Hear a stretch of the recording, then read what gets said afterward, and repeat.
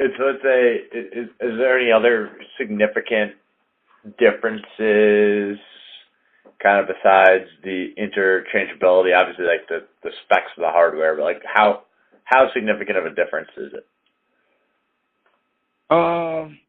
There's a difference because you can do more phases with NEMA up front. I mean, you can still do them with Caltrans, but I believe you have to do like overlaps and stuff. I know that's kind of getting a little more technical, but I mean, you don't necessarily need all the phases that a NEMA controller can do. But that's kind of one of the differences. With Caltrans, like I said, I mean, the big difference is one is interchangeable, one is a little less interchangeable.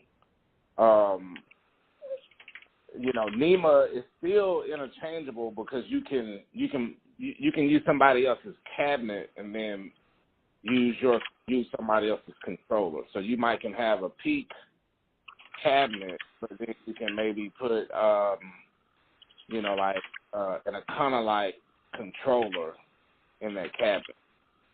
So it's somewhat interchangeable, but not totally, because the portion that's not interchangeable is the software portion. Got it. So that's really like the difference.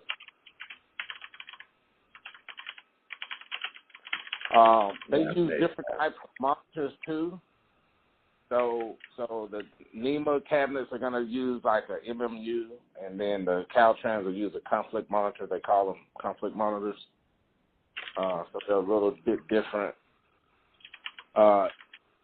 There's more real estate within like a NEMA cabinet, so you can put other items in there. So like if you want to add different things to the intersection, you'll have more real estate as far as maybe, like for instance, if you wanted to do like rhythm engineering, you wanted to use their adaptive, right? Adaptive, right. You'll be able to put their box in the cabinet. You have less real estate in the Caltrans 2071. Sure. That makes sense. And so when you were selling these products into the municipalities, what was kind of their key purchase criteria? I know you said it's super relationship driven, but like, are they basically taking the lowest bidder almost always? Is price kind of the differentiating factor? No, well, if they're buying Caltrans, price is really gonna a big factor. At least from a hardware perspective. Okay. But price is not necessarily like the deciding factor. It is part of it though. I would say probably the number one factor is if it's approved on the state qualified product list, because they're going to purchase it unless it's approved with the state DOT. Okay, so it's basically meeting the specifications. Right. So what happens is they have to get the equipment tested by the DOT. Generally, every state is like this. And then each state has their own qualified product list. And if it's not on that qualified product list, they're probably not going to purchase it. Probably 90% of the time. Got it. Well, yeah. Yeah. That makes sense. Yeah. And then, go ahead. Sorry.